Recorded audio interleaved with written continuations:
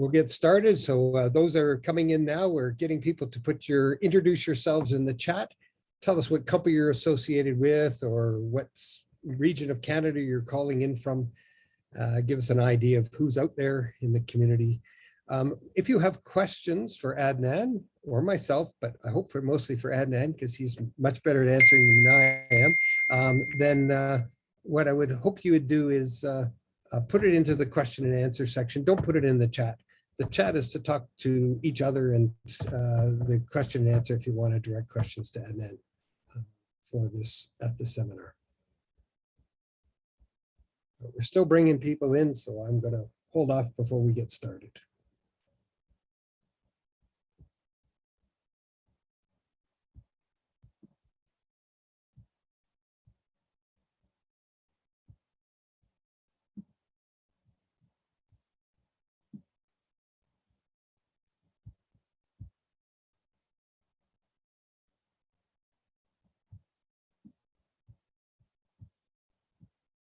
All right, we've hit 100. We're getting a little bit more. So please introduce yourselves in the chat. Tell us what company you're associated, what region you're from, whatever you'd like to say about yourself. And again, when it comes time for questions, please put them in the question and answer, not in the chat. Thank you.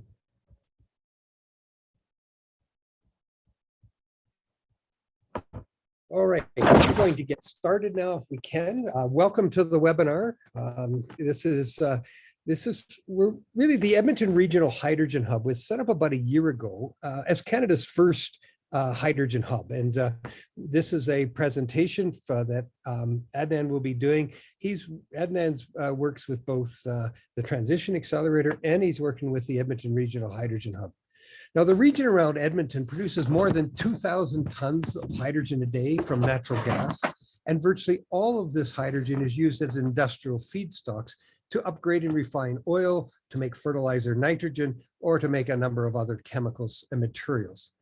It is not actually used, very little of it is actually used as an energy carrier or fuel. The hub, the Edmonton Regional Hydrogen Hub, was established to, first of all, to encourage the decarbonization of hydrogen production in the region by coupling the steam methane reforming and associated with this production, the carbon dioxide released from steam methane reforming to carbon capture and geological storage. And the second is to divert some of this hydrogen production to use as an energy carrier or fuel that would start a process of displacing the use of carbon-rich fuels like gasoline, diesel, jet fuel, or natural gas that currently account for almost 50% of the greenhouse gas emissions in Canada. And so, of course, when we're thinking about using hydrogen as a fuel, we really need to build an entirely new value chain that will connect this low carbon hydrogen production to hydrogen demand within a region. And so the work you're going to be hearing about today summarizes some of the techno-economics of this process. And we hope that it is going to be useful for those interested in exploring hydrogen fuel opportunities, not only within the Edmonton region, but I think you'll find that the work that Adnan will be talking about is relevant to virtually any region across Canada, because it's more of the economics of hydrogen production, transport, and use in fueling stations, in particular focusing on use as a transportation fuel. Now, Dr. Adnan Khan has been digging deeply onto this topic for the last almost 10 months or 11 months now, and he's going to be telling us a bit about some of the insights that he's gained. He's an energy systems and analyst with the Transition Accelerator, and he also works with the Edmonton Regional Hydrogen Hub. He specializes in techno-economic and life cycle modeling with a particular focus on hydrogen delivery and market adoption. He has a PhD in material science and engineering, and prior to joining the Transition Accelerator, he worked in Saudi Arabia with SABIC, where he was the lead scientist under the hydrogen platform. So he has spent the last 8 years or so working across the value chain of hydrogen technology and development and commercialization, spanning catalyst development, material characterization, reactor design, pilot demonstrations, and system level analyses. In his academic and research career, he has generated 6 US patents, a book chapter, and over 35 peer-reviewed scientific publications in top-tier journals. He really hopes that his work will lead to the spin-out of an industry-led consortia to deploy real-world projects that will accelerate Canada's transition to a net zero future. Adnan, please carry on and tell us about the work that you've been doing. Thank you. All right, okay. All right, thank you, David, for the very detailed and kind introduction. And welcome everyone to our webinar titled Building a Fuel Hydrogen Value Chain for Heavy Transport in a Net Zero Future. So before I start digging deep into the particular topic, I would like to take a slide to actually set the context of what we're talking about and the work we're doing at the Edmonton Hydrogen Hub and along with the Transition Accelerator.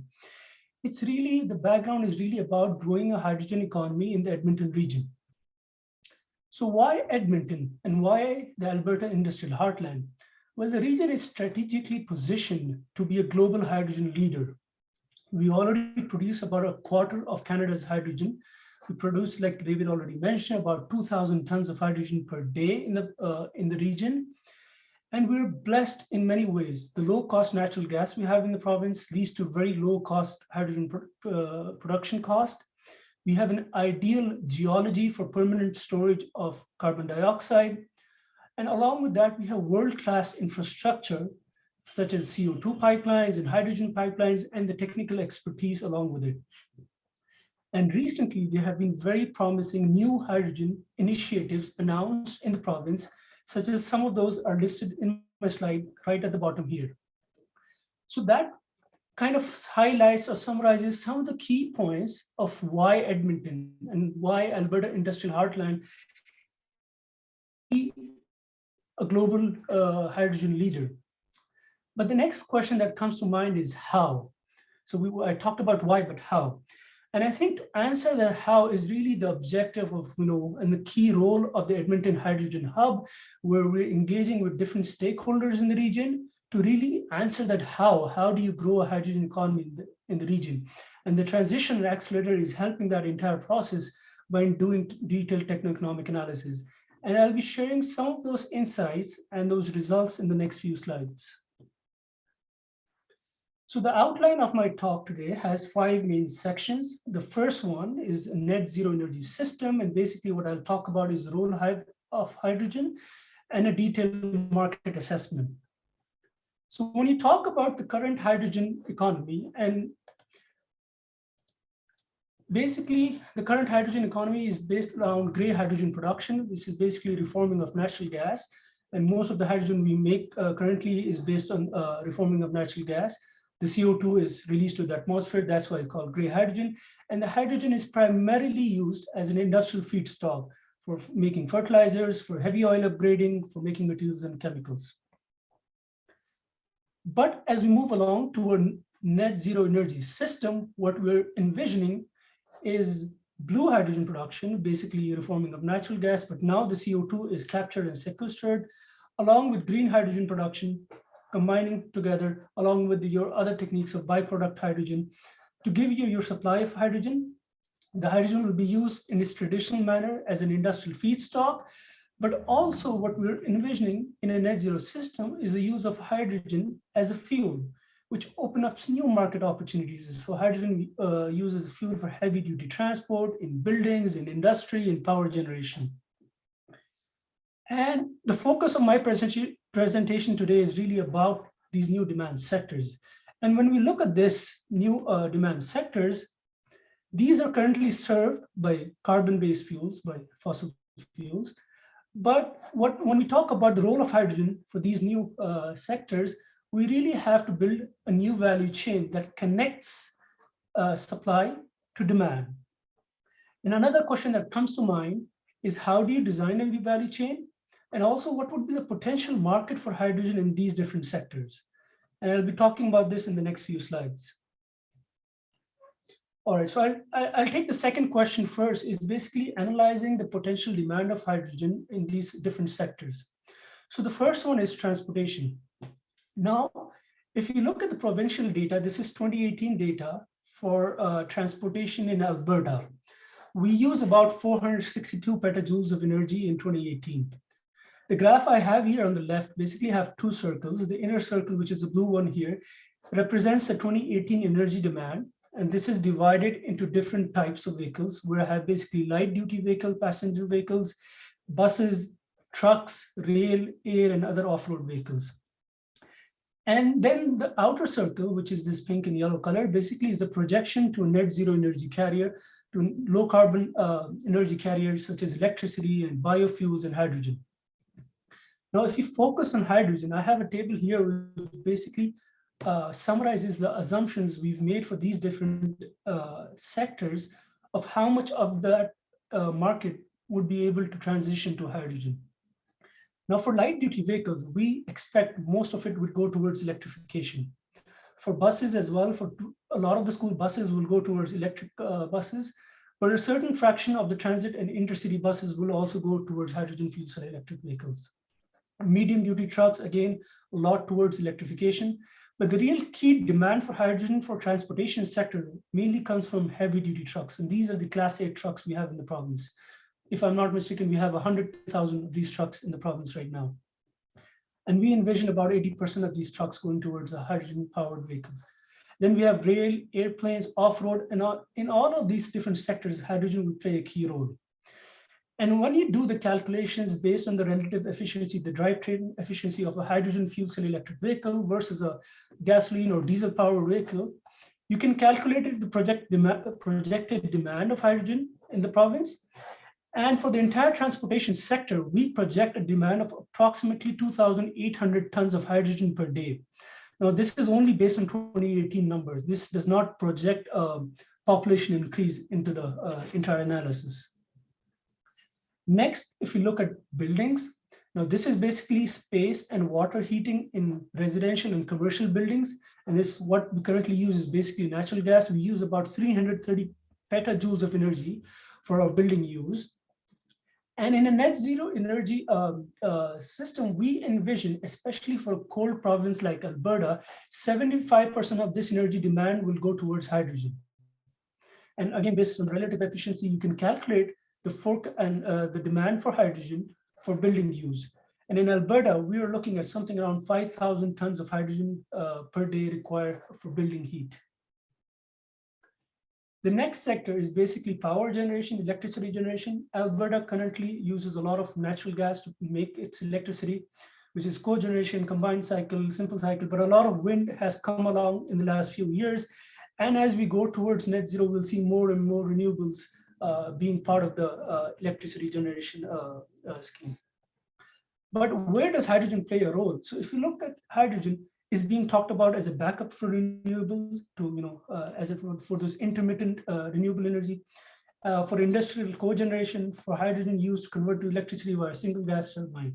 And again, if you do the calculations, the projected demand for hydrogen, again, without taking into account the population increase, is 5,400 tons of hydrogen for the electricity. And if I combine all of this to do a complete market assessment for hydrogen in net zero future for Alberta, we're talking about 13,000 tons of hydrogen per day. I'll repeat that number, 13,000 tons of hydrogen per day. That is 2.5 times the current hydrogen produced in the province. And there's a number, like if you even put this at $2 a kg of hydrogen, we're looking at an economic opportunity of around $10 billion per year. All right, so I talked about the market assessment, and now I also mentioned about the design of a new value chain. So how would the design of a new hydrogen value chain in a net zero system look like? So if you look at it in details, we have production, basically your green hydrogen or your blue hydrogen connected to your demand. The demand sector, the existing hydrogen demand sector as an industrial feedstock, but also new hydrogen demand coming from its use as a fuel. Now, in that aspect, you have heavy duty vehicles or heat and power sectors. But what really needs to happen is that infrastructure and the value chain to be built that connects supply to demand. And what we'll focus on the next few slides is really on developing and analyzing they are the build out of a value chain that supports heavy duty vehicles. And we have different options, and I'll go through this in detail in the next few slides. But also there is a bigger scheme of things.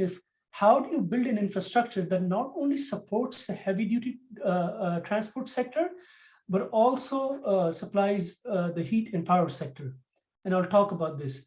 But in particular, in this study, we have focused on centralized production and then transport to markets. All right. So I talked about really focusing on this heavy duty transport, but why? What markets for hydrogen are most promising? And that is dictated by your current economics. So I have a graph here which basically shows how much Albertans pay for energy. The left axis is basically Canadian dollars per gigajoule of energy, and the right axis is equivalent cost of hydrogen production. What the graph tells us that we pay a significant amount for our transportation fuels versus heating fuels. So per unit of energy, we pay more for transportation fuels than for heating fuels. And that really determines why the lowest hanging fruit is actually the transport market, the heavy duty trucks. If you can decarbonize and move that towards hydrogen, that could be the first route towards going towards net zero. All right, so I'll move on from there and to the next section of my talk, which is basically focus on building a hydrogen value chain for supporting heavy duty transport in a net zero future. So I have a heavy slide here. Again, this is now a technical slide, and the next few slides is really the techno-economic analysis involved and what we've been doing over the last few months, like David mentioned. So when I talk about these different supply chains, basically we have production, then the middle section is processing and delivery of your hydrogen, and the end is filling stations, which will be supporting your heavy duty vehicles. Again, the production will come from both blue or green hydrogen, and we have different routes or different ways of supplying the hydrogen to your filling stations. The first route we looked at is basically compressed hydrogen, highly compressed hydrogen up to 500 bars, delivered via tube trailers to your respective fueling stations across the province. And the kind of assumptions we took is this is a 350 bar fueling for these vehicles. The second route we looked at is actually liquefied hydrogen or liquid hydrogen via trucks. Again, you liquefy hydrogen at a central terminal, then you put it on a liquid hydrogen truck to your respective fueling stations across the province. The last one is unique because it's basically what we're considering is compressed hydrogen, but via pipelines. Now, these pipelines, the way we have designed the analysis is basically you have these dedicated pipelines going to fueling stations, but these are branched off a main trunk line, which not only supports the demand from the transport sector, but also from other sectors. So these are large demand, large hydrogen pipelines. And some of the analysis behind these pipelines I presented in my previous webinar. A few key assumptions for me to highlight here is we have analyzed different delivery distances, 5, 40, and 300 kilometers. For everyone listening, I need you to just keep these distances in mind because I'll get back to this a few slides later on. It's very important why we chose these distances. We looked at different fueling station sizes to really see the impact of size and scale. We assume large terminals for compression and liquefaction. And then, like I already mentioned, we assume a dedicated distribution line to the respective fueling station. And all the analysis here was done assuming a mature hub or corridor serving multiple demand sites. So in essence, in summary, what we're looking at is different scenarios where we have 9 different scenarios of 3 different distances and 3 different fueling station size.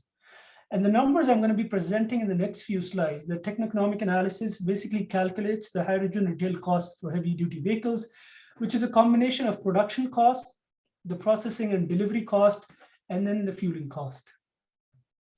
And we assume an 8% return on capital investment, and all the numbers reported are in Canadian dollars, 2019 numbers. All right, the next section is the real technical part of my talk, which is basically taking you through the entire techno-economic analysis and the results and the insights behind that. So I talked about dividing into production, processing and delivery, and fueling costs for the entire value chain. So I'll talk about some of the production costs. When you talk about blue hydrogen production, especially in the province, what we've looked and analyzed is a system. Basically, we've analyzed a steam methane reformer coupled to carbon capture and storage at 90% carbon capture rate. And we've taken an IEA model, the International Energy Agency model, to analyze the levelized cost of hydrogen, blue hydrogen, produced as a function of scale of production and natural gas price. What the results tell us that the entire cost of hydrogen of blue hydrogen is very sensitive to the natural gas price. And even with a high natural gas price of $8 to $9, we're looking at cost of about 1.5 to 3 Canadian dollars a kg. And like I already mentioned, there's a major role of natural gas price, but also to a certain extent, the scale of production. And the bottom graph here basically summarizes 4 kind of scenarios. We have a reference case in which we basically take a natural gas price of about $1.8 a gigajoule of natural gas. The reformer size is about 200 tons per day. And the first column here is gray hydrogen, and the next one is blue hydrogen. It basically shows you that increase in cost, shows you the cost of carbon capture and sequestration. But we also have a couple of other cases, an Alberta case and another case such as that in Nova Scotia. The Alberta case is basically very low cost natural gas, but large reformers, which are already available in the province. And we can see that this represents the lowest cost of blue hydrogen production at about $1.5 to $1.6 a kg of hydrogen. If the natural gas price is much higher, again, your cost of hydrogen could be about $3 a kg. And if I compare that to the possible cost or potential cost of green hydrogen, which is basically coupling of low carbon electricity to water electrolyzers, and the water electrolyzer we've modeled in this analysis is basically a PM water electrolyzer. Again, the analysis numbers are coming from the IEA model. The capex cost, assume at this point, is about 1180 Canadian dollars per kilowatt as the capital cost of the electrolyzer. And these are small scale electrolyzers that are capable of making of anywhere between 0.2 to 1.8 tons of hydrogen per day, depending on how long you operate them for. But what the result is showing us is the cost of green hydrogen production is significantly higher. We're looking at somewhere between 4 to 6 Canadian dollars a kg of hydrogen in the best case scenario. I have 3 reference cases, basically 3 case studies we did here. If you have dedicated renewable in the province, like for example, in wind power at 40 Canadian dollars a megawatt hour electricity. So what we notice here from all of this different analysis, the major role is of the electricity price, which dictates the cost of green hydrogen. And in principle, you can make potentially green hydrogen at less than 3 Canadian dollars a kg, but you really need continuous electricity. Continuous electricity meaning operating them for 7,000 to 8,000 hours per year, operating the electrolyzer. And you need that at very low cost of less than 30 Canadian dollars a megawatt hour. All right, so I talked about production. And if you remember, the next section is basically processing and delivery. Within processing and delivery, the first component I'll talk about is central terminal cost, which is basically the central terminal will do the high pressure compression or liquefaction before distributing it via trucks and tube trailers. What it tells us that the central terminal costs are significant and they really are impacted by scale. So what I have here is divided the cost as a function of capex, opex, and electricity cost required to run the terminal. The first really key highlight here is these terminal costs, all of them are really dominated by your capital costs. This is due to the high cost of compressors and liquefier units. The second key point I want to take away, these are key takeaway messages here. Liquefaction is more costly than compression. If you look at liquid hydrogen costs at any different scale of the terminal, liquefaction is more costly. This is due to the higher capital and operating cost of compression. And also very importantly, the high energy cost associated with liquid hydrogen, which is approximately 3 times more than compression. And this is thermodynamics, you can't beat it, right? So and typically liquefaction is going to be more expensive than compression. However, liquefaction has an advantage when you really operate at large scales. So if you increase the terminal size, you have a benefit of scale when operating these liquefier units. So in summary, a key takeaway message, The central terminal costs are significant. Liquefaction is more costly. However, economy of scale can drive down cost. Now, I talked about central terminal. Now, this is where you will compress or liquefy your hydrogen. Then you need to distribute it or deliver it to different fueling stations. So that's where the trucking costs come in place. Now, this is a trade-off. I showed you in the previous slide, liquefaction is more expensive, but delivery via liquid hydrogen trucks is much cheaper versus tube trailers. So the trucking cost is also again dominated by capital cost of the cabs, the tube trailers, and liquid hydrogen tanks. Of course, there are other components such as labor, driving distance, fuel cost. And like I was just mentioning, the trucking via liquid hydrogen trucks is cheaper significantly versus tube trailers, especially for longer distances. So what you notice here is the cost, the difference between tube trailers and liquid hydrogen keeps increasing as we go towards longer distances. So basically, in essence, the trucking via liquid hydrogen is cheaper than tube trailer, but more beneficial for longer distances. All right, moving on from there, I have a slide here. Again, I know there's a lot of details here, but I'm trying my best to simplify it all for you. Now what I have is delivery cost. So I presented terminal cost, I presented trucking cost. Now this is terminal plus trucking cost. So if you combine both of them, what you notice here is tube trailers with a large terminal size, all of them, tube trailers are cheaper versus liquid hydrogen, but as you start increasing the terminal size and you start increasing the distances involved, it almost becomes equal. And there is a trade-off. Literature shows if you go towards long distances, about 400 kilometers from the production site, liquid hydrogen will be on par with tube trailers. The next, if you add pipelines to compare with these two different routes. So you remember the slide, 3 slides ago, I showed you tube trailers, liquid hydrogen, and the third route via pipelines. The first thing I want to compare here for short distances, 5 kilometers, when you have a dedicated distribution pipeline. Now, what it tells us, dedicated distribution pipelines will only be feasible for large fueling stations. So the cost of the pipeline distribution is really impacted by the size of the fueling station. So if your fueling station is large, you can deliver hydrogen at very low cost. But if your fueling station is very small, like a 400 kg per day fueling station, these costs are much higher, even higher than the tube trailers and liquid hydrogen route. The next very key important point is for long distances, such as 40 kilometers and 30 kilometers, and 300 kilometers, the cost of the transmission pipeline, the trunk line, which is on top of the distribution pipeline, is very low cost. And this is something I went into detail in the previous webinar.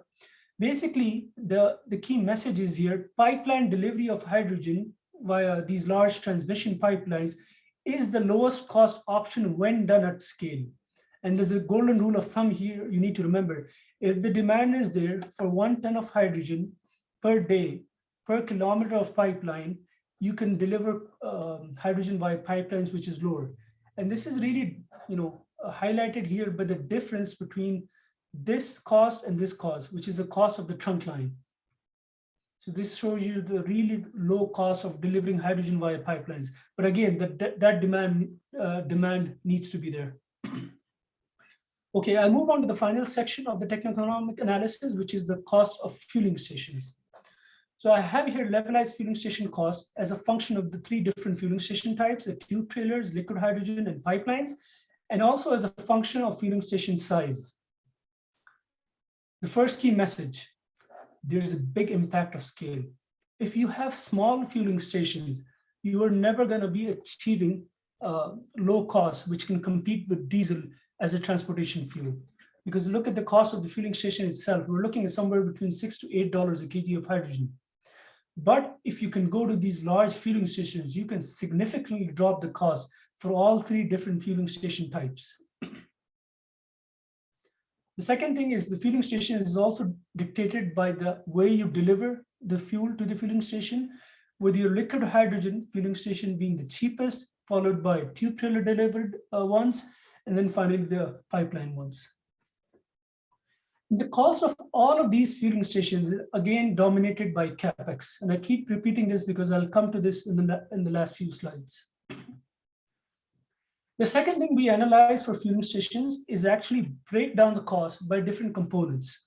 So I have here compressor cost, storage, dispenser, refrigeration, electrical and control, and miscellaneous.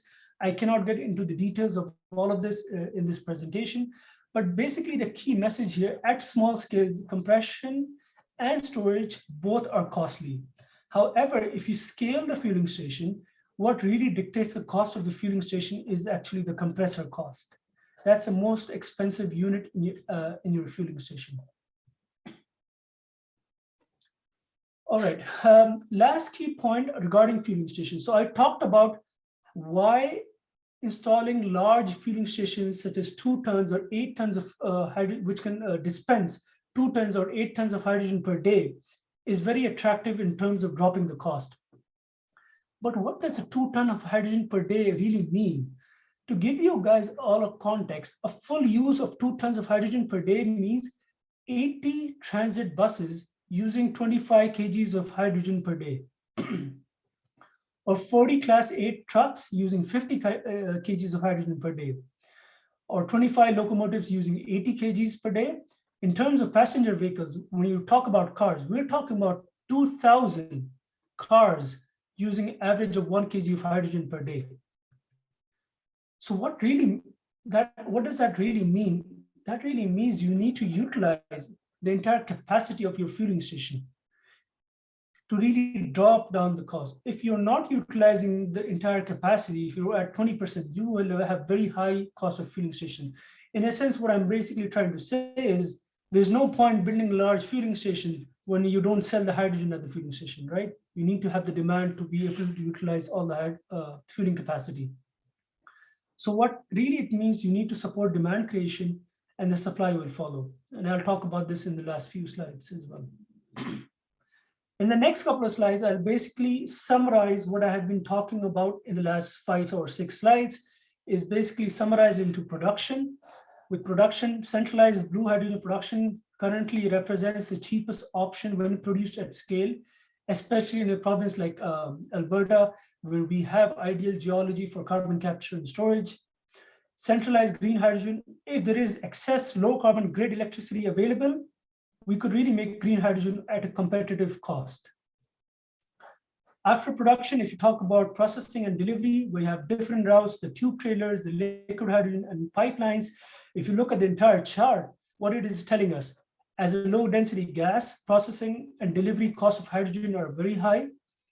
For smaller demand and short distances, tube trailers and liquid hydrogen are feasible, are more attractive in the early market.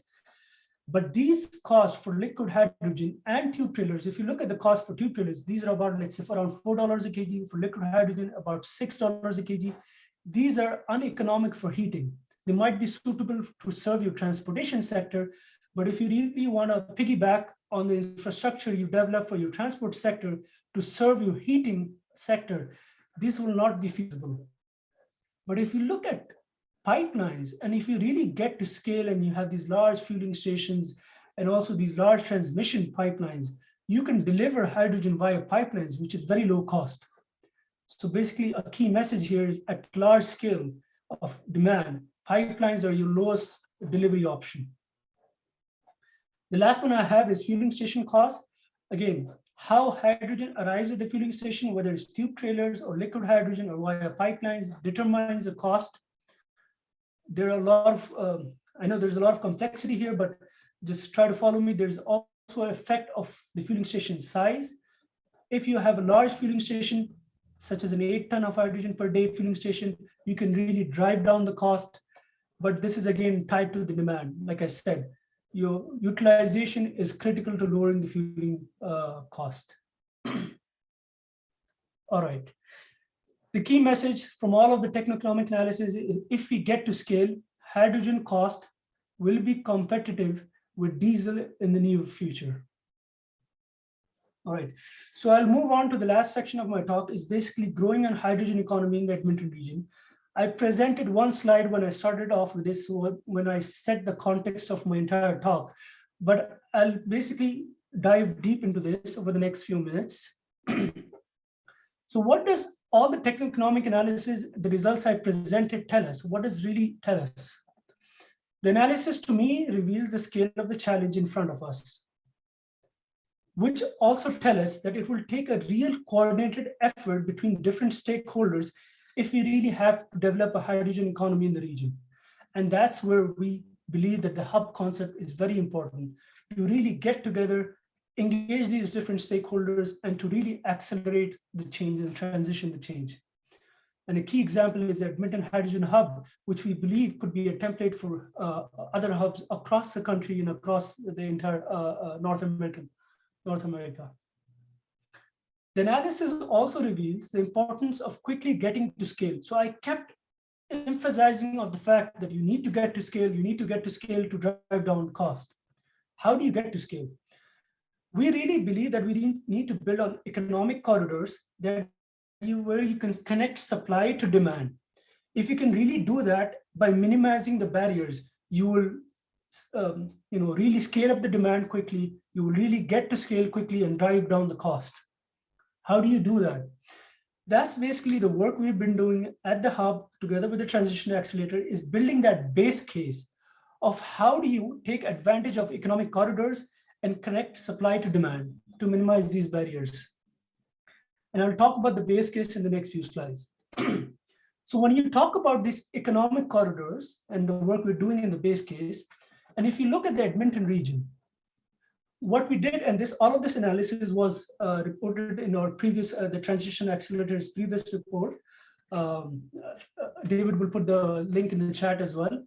So if you look at this, we have two really corridors, Highway 16 along the north, and then there's another one which is diagonal to the Highway 2 and down to the Edmonton International Airport. And if you look at these corridors, there's a lot of private freight carriers and truck fueling stations for heavy duty trucks in this two economic corridors. And we've done the analysis which shows that heavy duty road freight in these two economic corridors potentially represents a huge demand for hydrogen. We're looking at a demand of 23 petajoules of diesel per year, which translates into 382 tons of hydrogen per day.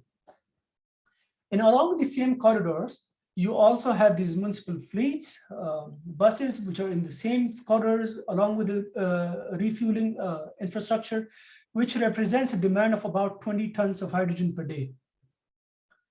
Another key one, which I really want to take my time on emphasizing on this, and we really believe could be a key, is this economic corridor that comes down from Edmonton down to Calgary.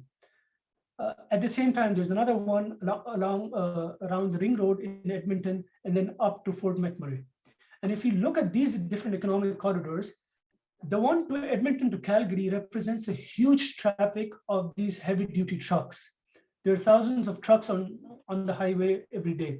So when we look at this and you talk about replacing this with hydrogen fuel cell electric vehicles, we're looking at a demand of 93 tons of hydrogen per day just from the Calgary to Edmonton corridor. At the same time, all of these different areas and economic corridors I'm talking about are very well equipped, and there's a lot of infrastructure with natural gas pipeline infrastructure, which have ideal locations to inject hydrogen into residential and commercial heating. That again is really, having that vision of, we're not only talking about the transport sector, we're talking about building a fuel hydrogen value chain, which actually supplies the hydrogen to different demand sectors, which is heating and power, which could be big in the province.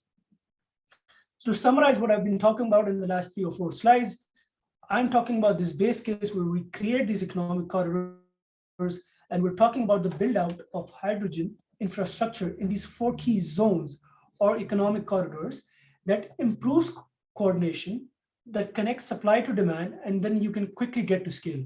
We're talking about areas 1 we've identified is northeast of the city. This is basically very close to your supply sites, within 5 kilometers to the fueling station. Areas 2 and 3, what we identified in the previous few slides, 40 kilometers to the fueling station from your different production sites. Then area 4, which is down to Calgary, which is about 300 kilometers to Calgary, to your respective fueling stations in Calgary. And remember, I told you to remember 3 numbers for me, which is this 5 kilometers, 40 kilometers, and 300 kilometers. So all of the techno-economic analysis work I presented was really built on building this base case and really around these economic corridors.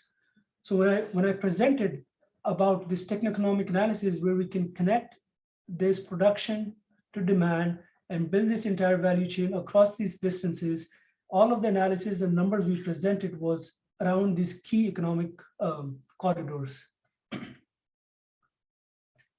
All right, so I'll wrap up my presentation by basically summarizing the key insights that is a result of all the techno-economic analysis work and all the base case work we've been doing. So the key message here, the first key message I want to highlight is scale and demand is critical. There's a significant advantage of employing economies of scale.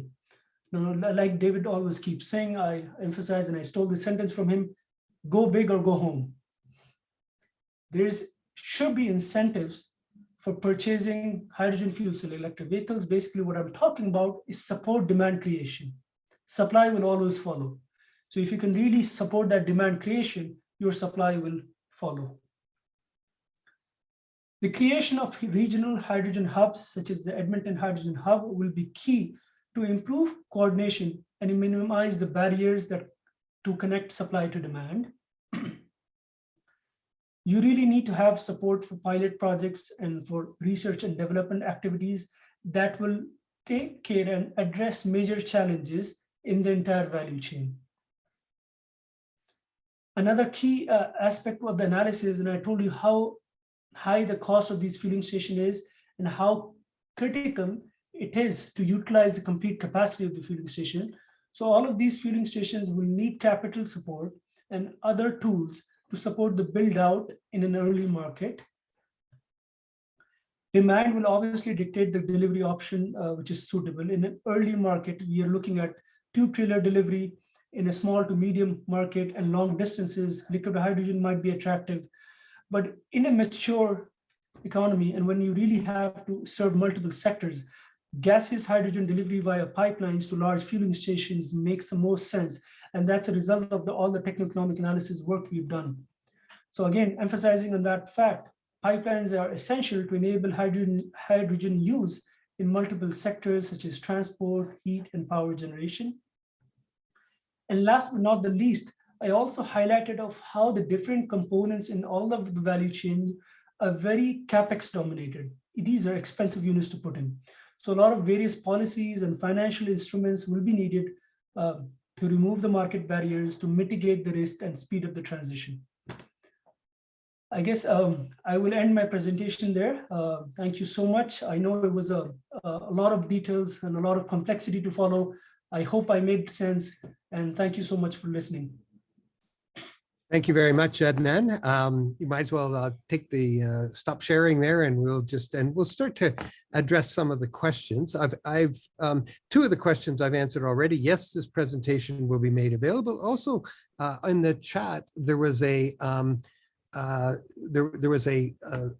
link shown to a YouTube channel for the Transition Accelerator, and Adnan's past presentation on compression and pipelining is there. And this presentation will be as well. I've also answered a question there, just one about supply chain fueling station from electricity, making your electricity at the fueling station. We have done some work on that. Of course, that affects the price of electricity because you have to bring the electricity to the fueling station. What we've done, though, this particular presentation was all focused on centralized hydrogen production, whether it's green hydrogen or blue hydrogen, would just affects the cost and maybe actually the scale of how much hydrogen is produced centrally as well. So let's get into some of the questions. Please put your questions into the Q&A box, and I will get through them. The first one is more of a comment from Guy, and it's really a comment about hydrogen storage and the opportunity for hydrogen storage. Adnan, do you want to comment about where hydrogen could be stored in your overall thinking of an energy system within this region? What would Right. hydrogen storage look like? Yeah, I think that's a very good question. And hydrogen storage will play a key component in the entire value chain and how we move forward. When we talk about hydrogen tail, we can talk about salt caverns, we can talk about different options for storing hydrogen, but hydrogen storage could also be done with pipelines. And that's another thing we're looking at analyzing it as well. And the cost of these storage options will have to, again, case study has to be done of different analysis, and we've done some of the work behind that as well. But again, the question is very valid. All of these different solutions will come into the picture. Again, I emphasize on the fact that I think Alberta is very blessed and very lucky. We're primed also in terms of the sites, and there's studies going on to identify sites for hydrogen storage in the province as well. So I think all of that will play a key role in how we move towards developing a hydrogen economy in the region. Indeed, yeah. And I think, we haven't actually, in the techno-economic analysis we've done so far, hasn't really looked at the storage component, but obviously, we're talking that'll add to the cost, but hopefully it'll be done at a scale where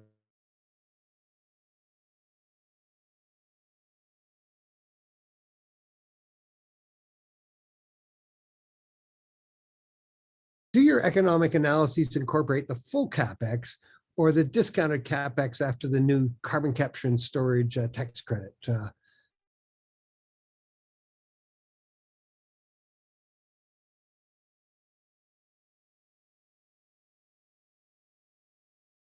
And again, this is all of this is when it's done at scale. Yeah, great. Okay, thank you. And you might mention on the CapEx side, you used an 8% return on investment, so annual return on investment.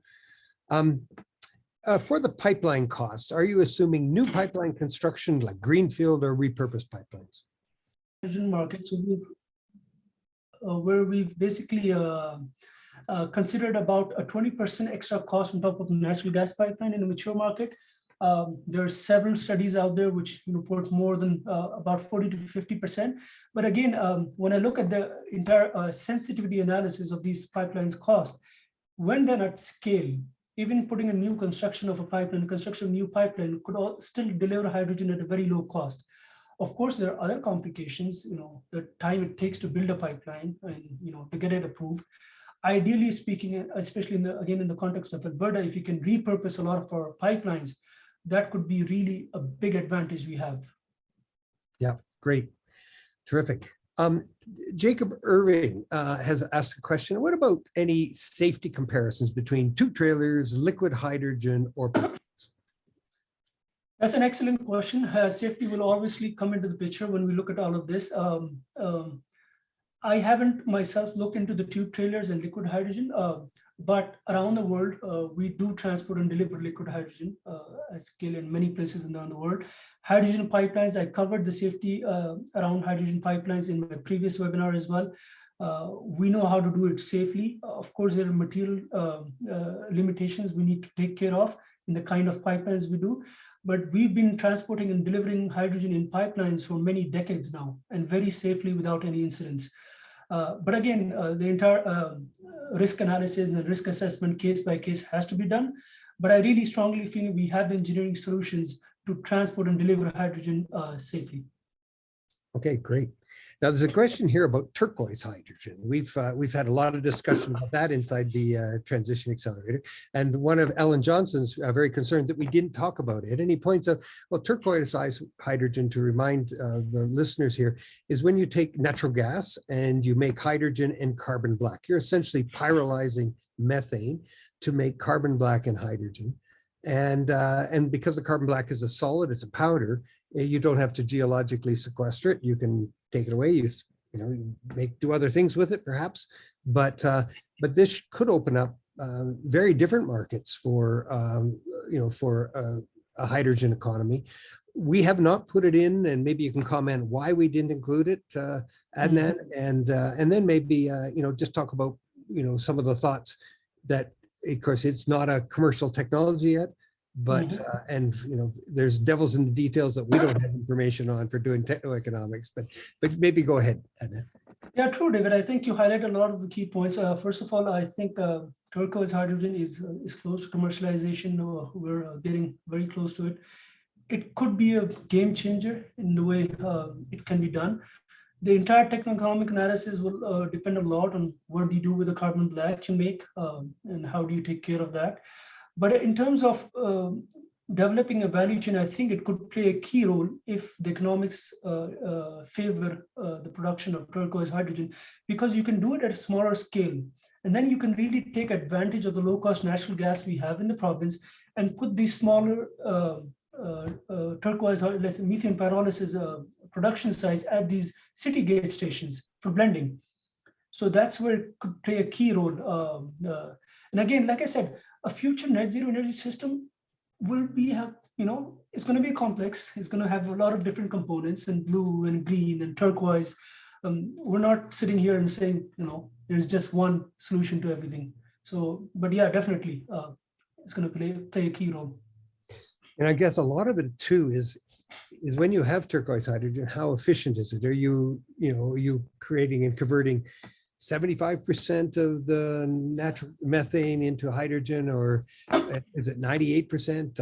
And how much does it have to be cleaned up? Can it be used on a fuel cell vehicle without having to do a lot of cleanup? I mean, there's a lot of questions, the details. And again, the companies that are developing these technologies aren't sort of eager to share us all of their dirty details so that we can do a techno-economic analysis. But we're eager to do it as soon as anybody's got some numbers that we can reliably use. So please contact us. We've actually been doing some work on methane pyrolysis. We see it as a breakthrough technology potentially, depending on the details. Now, Jaden from Integral Engineering has asked a question. Research on the high importance of mitigating fugitive hydrogen emissions has been in the news recently, and we've talked about that a lot the last couple of weeks. With atmospheric methane being more harmful than first assumed, how do you? And I think obviously probably maybe what's meant there is atmospheric hydrogen being more harmful, because it actually hydrogen can actually remove the hydroxyl group from the atmosphere, and slow up the rate at which methane is removed. So essentially lengthen the time of methane in the atmosphere. So how do you think the knowledge of this will shape the growth and management of hydrogen infrastructure? Do you want to comment on anything there? Yeah, I think both of these questions are relevant. If I'm not mistaken, the question can be divided in two parts. We're talking about upstream methane emissions when you talk about making hydrogen from reforming of natural gas, and that is already well discussed and debated in literature. I will not go into the details, but of course, upstream methane emissions are important. It's important to take care and mitigate these emissions. And there's already been announcements within Canada of reducing these upstream methane emissions by approximately 75% by 2030, if I'm not mistaken. And the other question about hydrogen as a greenhouse gas itself, correct me, David, if that's a question, is also there are different recent, very, very recent reports, and David has done some work on this many, many years ago, is its potential impact as a GHG gas in case of hydrogen leaks. But again, we're talking about very small leaks, and we've had a few conversations with some of our partners, which basically shows that, when we're talking about 1% leak, a lot of these hydrogen will get reabsorbed with the soil microbes. But these are details I do not have enough knowledge to talk more in detail about. We could definitely get back to you. If you drop us a question, I'll get back to you on that. So that's great. Maybe I could comment on it, because this was some work that I was involved in 15 years ago, approximately, to look at this question of whether hydrogen was an indirect greenhouse gas. And some of the work that I had done in my lab at that time was actually looking at how soil microbes, because we know the hydrogen cycle, about 80% of the hydrogen cycle on planet Earth is the removal of hydrogen from the atmosphere. About 80% of it is actually done by soil microorganisms. So we did a bunch of experiments, and we increased the concentration of hydrogen above soil from its normal 0.5 part per million to maybe 2 part per million or 2.5 part per million. And what we found was that there was a massive stimulation in the rate of microbial activity. The microbes started to grow like crazy, and you had sort of a biological response to elevated hydrogen in the atmosphere. From what I've seen of the studies that have been reported in the last few weeks, they have not included a biological response of soil microorganisms to elevated hydrogen in the atmosphere.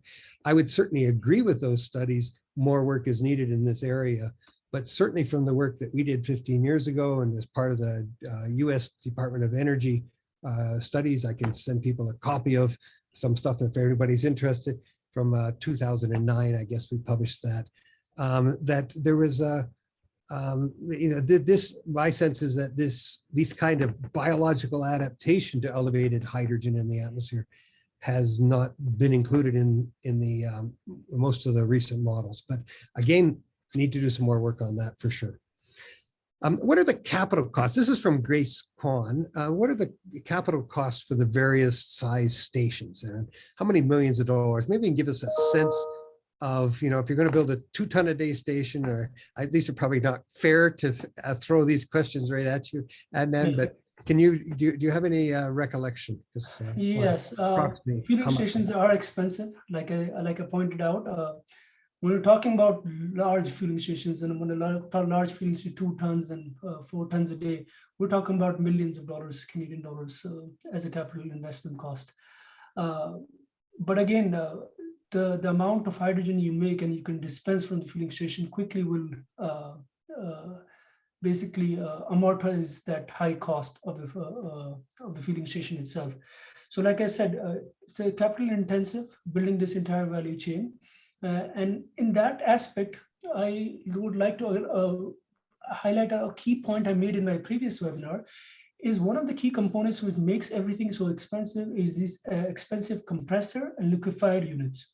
Now, in terms of compressors, there are upcoming breakthrough technologies, especially such as those ionic liquid compressors. Right. And this is, like I mentioned in the previous webinar as well, could be a game changer in terms of decreasing the cost of these compressors. And when you decrease the cost of the compressor, the cost of the entire fueling station, which is totally dependent on these compressors, decreases. So I am expecting, as we move along and we develop new solutions, the cost will dramatically go down, and also with the economies of scale will go down further. So that sounds good. That sounds good. And what was the lifetime of the stations? Did you just for the particular analysis we did, we assumed a lifetime of 10 years for the fueling station. Just 10 years. Okay. And then do we need a retrofit? But presumably the retrofit cost wouldn't be replacing everything; it would replace components, right? Yeah. True. Yeah.